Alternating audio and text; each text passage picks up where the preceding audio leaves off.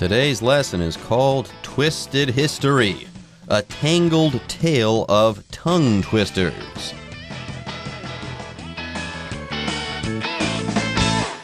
Hello everyone, my name is Jeff. I'm Roger, and in today's program, we're going to be talking about tongue twisters. You know, those phrases that are kind of difficult to say because all the words sound very similar. Of course, you all know the famous tongue twister in Chinese. What is it? 44 stone lions. I'm not going to try to say it myself because I know I'm going to screw it up. 44只石狮子. Did I say that right?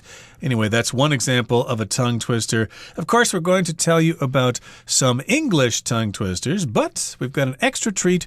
We're going to tell you where these tongue twisters come from. They actually have origins. There you go. Twisted history. Okay, that's what we're going to be learning about. Twisted history, a tangled tale of tongue twisters. We'll be learning the history of tongue twisters. And there, Roger, before you were looking for tongue twisters. Well, look no further than the title of our lesson. This is a tongue twister itself. Twisted history, a tangled tale of tongue twisters. I got lucky that time, but if I were to say it a couple of more times, I guarantee you that I would mess that up. That's the way that tongue twisters work. They're really hard to say, especially quickly or over and over again quickly. All right, folks, with that, it's time for us to take a break, but don't go away. When we come back, we'll be learning about tongue twisters. We'll be reciting some, and also we'll be learning the history of these tongue twisters, so don't go away.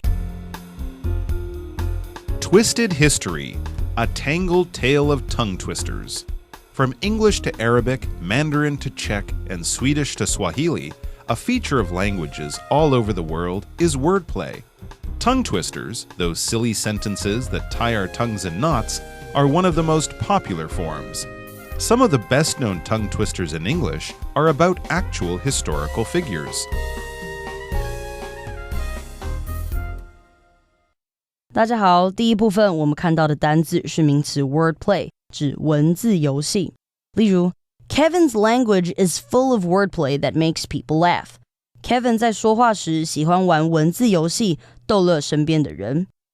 接着我们看到一个片语 in knots， 表示某物打结或纠结成团。而课文中的 tie one's tongue in knots 是指使某人说话或发音不清楚结巴。举例来说 After everything went clear, having no words to argue has tied the criminal's tongue in knots. 真相大白后，已经无法再狡辩，使得罪犯说话开始结巴。另外补充与 in knots 相关的片语 tie somebody up in knots 可以用来表示某事使某人非常忧虑或困惑，所以可以说 Thinking of tomorrow's show is tying the superstar in knots. 想到明天的演出让巨星感到非常忧虑。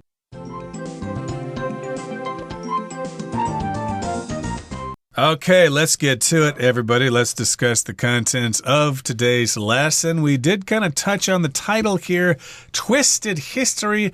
Of course, if something's twisted, the top part spins one way and the bottom part spins another way. And that means things are kind of screwed up, and this is a tangled tale. If something's tangled, it's all mixed up, like your shoelaces might get tangled if you don't tie them well, or other kinds of string get kind of tangled up. And of course, a tale is a story, and of course, these are all about tongue twisters. We did mention some examples earlier. There you go. By the way, yes, here the word tangled, it's not really being used in a literal way. Okay, yes, if something is tangled, it has been twisted into a messy bundle. For example, her long hair was tangled in knots after a long night of sleep. She could barely brush her hair or comb her hair because it was so tangled. It was so messed up and tied into knots. But yes, here the word tangled kind of means messy or confused. So this history, it might be a little bit confusing, but it'll still be interesting. Trust me. Now, as far as being confused is concerned, I am going to give you yet another definition for the verb tangle. Okay, yes, if you're tangled, you can be tied in knots or confused, But let's say if you tangle with someone,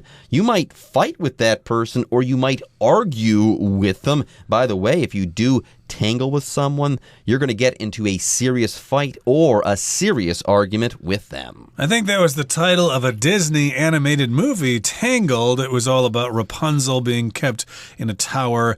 But in any case, we're talking about tongue twisters and where they come from. So here in the first paragraph, it begins by saying, from English to Arabic, Mandarin to Czech, and Swedish to Swahili, a feature of languages all over the world is wordplay. I don't think there's any reason particularly why we chose these different languages. We're basically just giving you a range of languages, whether it be English or Arabic or Mandarin Chinese or Czech or Swedish or Swahili, which of course is a language in Eastern Africa.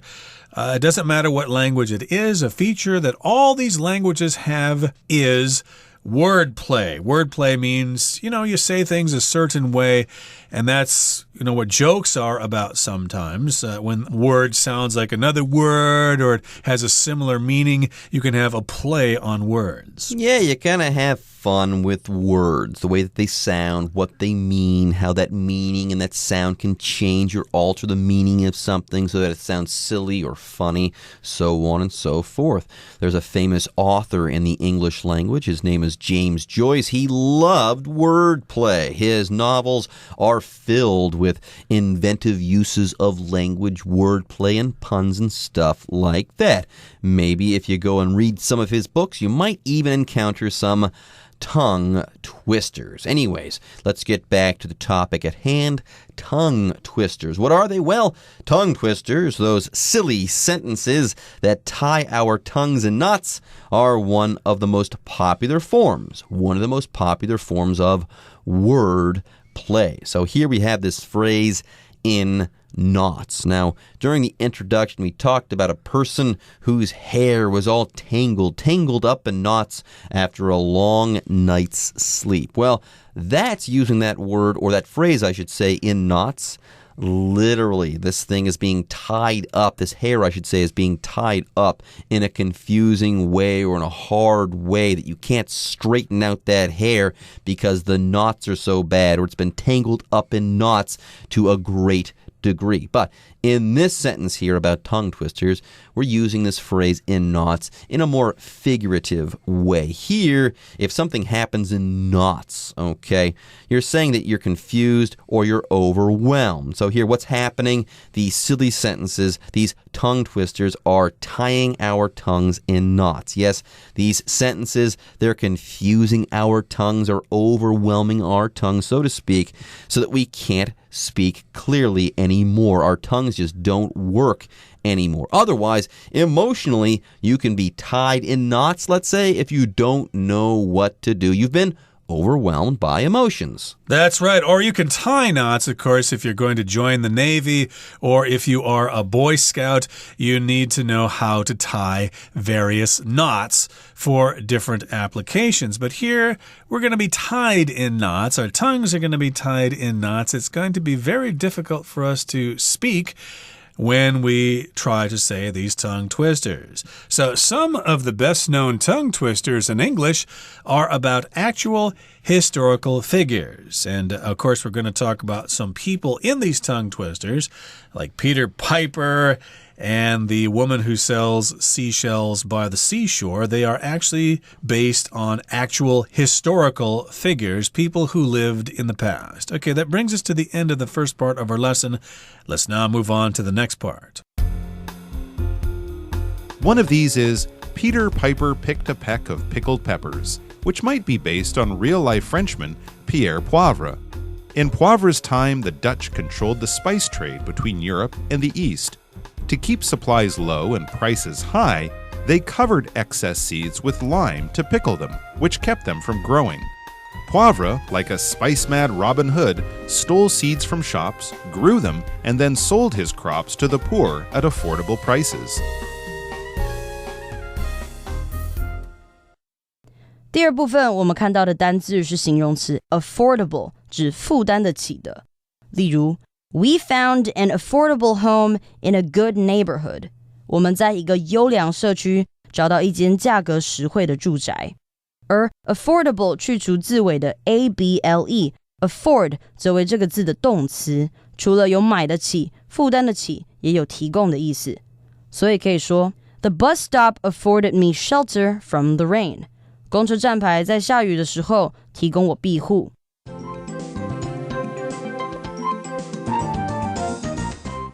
Okay, during the break, I was talking to Roger, and I said, hey, I've got a very simple tongue twister for you. Say toy boat 10 times fast. He had a hard time with it. I had a hard time with it. Everyone else in the office, though, everyone who wasn't American or English, had no problem with it whatsoever. Apparently, this tongue twister, toy boat, say it 10 times fast, is only a tongue twister if English is your native language. How about that? I just learned something new right there. But that's enough for boats or toy boats and stuff like that. Although if you want to challenge yourself with that, go right ahead. But let's go ahead and move on with our tongue twisters. Remember, we're talking about tongue twisters and their history. And right before the break, we learned that some of the best known English tongue twisters are actually about people who lived long ago or historical figures. Okay, now one of these tongue twisters based on a historical personage, one of these is Peter Piper picked a peck of pickled peppers. And I'm really happy to have gotten through that without messing it up. But notice, I had to read that really slowly. It's really easy to tie your tongue in knots when saying this. Anyways, one of these is Peter Piper picked a peck of pickled peppers, which might be based on real-life Frenchman Pierre Poivre. Poivre. Yes, I think that's probably pretty close to the actual correct pronunciation. Peter Piper picked a peck of pickled peppers.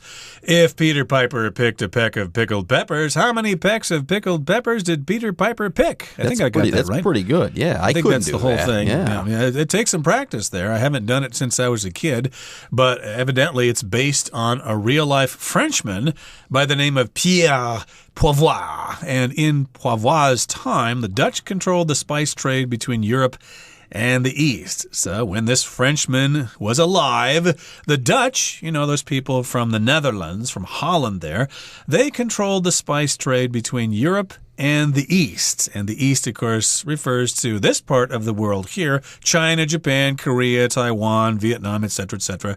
Those are countries in the East. And they controlled that spice trade between Europe and the Far East or the East. And to keep supplies low and prices high, they covered excess seeds with lime to pickle them, which kept them from growing. Ooh, that's very nasty of them.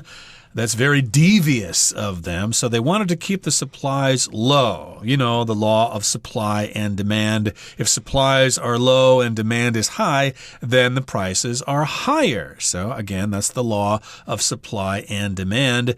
So they did this on purpose, just like, iPhones make their old operating systems slower on purpose just to make you buy a new one. We've all heard about that scheme that they do. It's similar here with the Dutch here. They wanted to control the prices. So what did they do? They had extra seeds here. Excess means extra. They had excess seeds, and that's too many, That means the supply will be high and the prices will come down. They can't have that. So they covered them with lime, which is like some kind of mineral or something like that, and that would pickle those seeds. If you pickle vegetables, you kind of soak it in like a salty solution or vinegar or something like that, and then they can be preserved for a long period of time. And yes, apparently you can pickle things with lime as well. Lime is a powder. It's not vinegar and it's not the fruit lime either, but yes, it's this powder. You can apply it to something and it'll do the same thing as vinegar for the most part. It will pickle that thing, the thing that you have poured it on. Now here, apparently when you pickle seeds, you can eat them, let's say, maybe, but they won't grow into anything anymore. So in this way, the Dutch could control the spice trade. If you pickle those seeds, no one can grow those spice plants. So, hey, the Dutch are in control. Once again, they can control supply and demand. Yes, they only wanted to grow the spices that they could sell at a good profit. And if there were any extra seeds or excess seeds, they ruined them, or they pickled them here so that no one else could grow any other spices, or no other spices could get onto the market. Anyways, here, yes, excess means extra or more. More of something than is needed or totally necessary is an excess something. For example, let's invest our excess profits. So yes, we've made tons of money this quarter. We don't need all of this money. We don't need to take it as income, or we don't need to reinvest all of it. So let's go ahead and invest our excess profits, not in our company, but hey, maybe we can do so or invest this stuff in the stock market. Anyways, poivre, like a spice-mad Robin Hood, our article continues, stole seeds from shops, grew them, and then sold his crops to the poor at affordable prices. So apparently this guy Poivre stole these seeds before they were pickled, and then he grew his own spices, and then he sold these spices to the poor. To poor people, indeed, and he sold them to the poor at affordable prices. Affordable means you can pay for it. It's not difficult to come up with the money to pay for it. For example, boy, I'd like to have a Bentley or a McLaren or a Ferrari car. I can't afford that, but a Toyota is much more affordable. It's much cheaper. I'm able to pay the price for a Toyota or a Nissan or whatever. And yes, poor people could now buy those seeds, buy those plants, buy those spices at affordable prices, and the Dutch could not control it at all. So yes, Poivre was kind of a spice-mad Robin Hood. Of course, you know the story about Robin Hood. He steals from the rich and gives to the poor. Okay, that brings us to the end of the second paragraph. Let's move on to the final paragraph right now. She Sells Seashells by the Seashore was inspired by English fossil hunter Mary Anning. Born into a poor household on England's southern coast, Mary collected fossils, including shells, and sold them at a beachside stand for a living. At the age of 12, she unearthed a complete dinosaur fossil, the first of several major finds. She was even the discoverer of fossilized dino droppings. 第三部分我们看到动词 unearth 指发掘或挖掘。举例来说 Freddie went to clean out his deceased grandfather's apartment, and he unearthed a classic set of baseball cards. Freddie 去清理过世祖父的公寓，结果发现了一套经典的棒球卡。另外补充与 unearth 相关的单字 unearthly, U-N-E-A-R-T-H-L-Y, unearthly 为形容词，指鬼怪的或不合情理的，像是 Katie heard an unearthly sound on her way walking home last night. Katie 昨晚在走路回家的路上听到一个怪声。最后我们看到一个单字 dropping， 这个字为名词，指动物粪便，常用复数形态来表示。例如 The owner prepared a plastic bag for the dog's droppings while they went on a walk. 在他们去散步时，那位饲主准备了一个塑胶袋装狗的粪便。而 dropping 去除字尾的 P-I-N-G 则可以当动词，也可以当名词使用。当动词时 drop 有落下或中断、停止的意思，所以可以说 The police dropped the investigation of the suspect. 警察停止对那个嫌疑犯的调查。另外 drop 当名词时则可以指下降。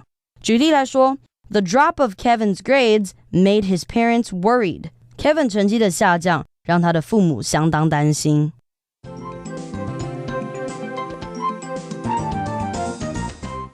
Okay, here's another tongue twister based on a historical personage. I will try not to mess it up.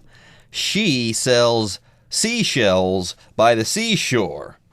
I'm not going to try that again. Yes, this tongue twister was inspired by English fossil hunter Mary Anning. There's an actual person behind this tongue twister. Anyways, before we move on, what does this word fossil mean? Okay, the word fossil refers to the preserved remnants of a creature that died a long time ago. Often, fossils look like the bones of a long deceased animal, maybe like a dinosaur or something like that. Indeed, a fossil hunter by the name of Mary Anning. So that's what fossils are, basically leftover remnants of dinosaurs and plants and stuff from millions of years ago. And born into a poor household on England's southern coast, Mary collected fossils, including shells, and sold them at a beachside stand for a living. Hey, so she sells seashells and fossils by the seashore. So in any case, she was born into a poor family or household. Household here just basically means the same thing as a family, but it is referring more specifically to the actual house and the people who live in that house, considering that as one unit. So she was born into a poor household on the southern coast of England. And hey, she had to make some money on the side, so she collected those shells and sold them at the beach for people coming down from London or something. Hey, buy some shells here. Cool, let's buy some and take them back to London and give them to our friends as gifts. Yes, and the rest is history. At the age of 12, she unearthed a complete dinosaur fossil, the first of several major finds. So those simple seashells that she collected down there at the seashore when she was young, well, they led to something big, the first of several major finds for her, the first of several major archaeological finds for her. And get this, more on Mary Anning. She was even the discoverer of fossilized dino droppings or poo. How about that? All right, folks, with that, it's time for us to take a break, but don't go away. We'll be right back after this.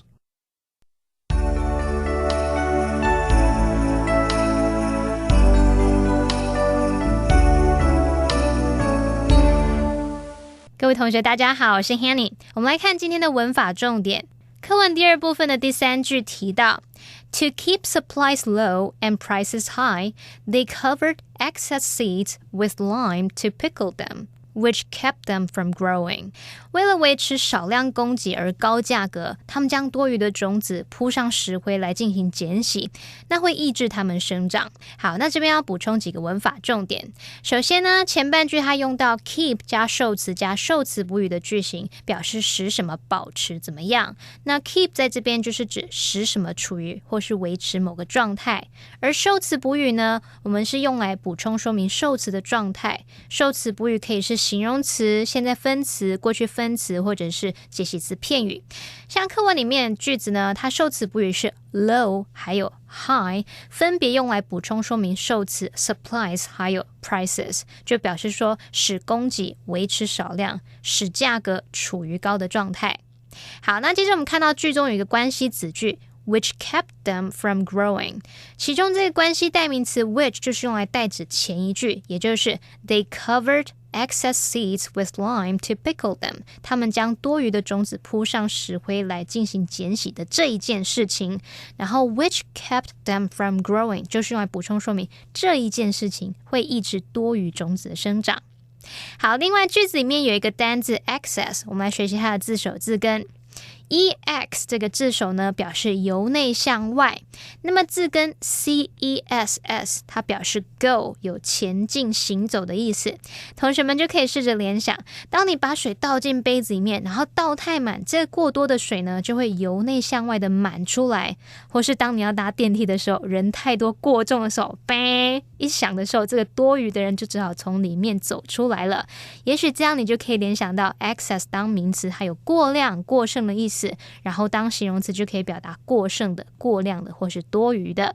好，接着看到课文下一句，他提到一个人啊，说像是对香料着迷的罗宾汉，那他用到 spice mad 是指对香料着迷的，字尾这个 mad 就表示对什么什么着迷。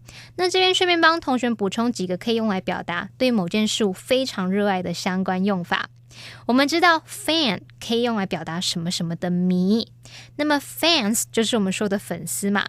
当我们在 fan 后面加上 atic 变成 fanatic， Fanatic 它可以当形容词形容狂热的，那它也可以当名词来表达狂热者或者是入迷者，像A religious fanatic 就表示宗教狂热分子，那么你说 a fishing fanatic 就表示他是个非常热爱钓鱼的人，是个钓鱼迷。好，还有一个字叫 maniac M-A-N-I-A-C maniac 它有疯子的意思，不过它同样可以用来形容表示狂热的啊，或者是当名词用来表达入迷的人，像 a movie maniac 就表示电影迷。好，至于 freak F-R-E-A-K 这个字当名词可以用来指怪人怪咖，不过它也可以用来指狂热爱好者或是热衷什么的人，像 a fitness freak 就表示热爱健身运动的人。那如果你说某个人是个 a clean freak 或者是 a neat freak 表示非常爱干净的，那这其实用来指有洁癖的人。好，以上是今天重点整理，我们来回顾今天的单字吧。 Tangled.Every time I put my earphones in my bag, their cord is a tangled mess by the time I take them out again. Excess. After the event is over, we'll give any excess food to the homeless shelter downtown. Affordable. If students want to save money, they can buy used textbooks from their classmates at affordable prices.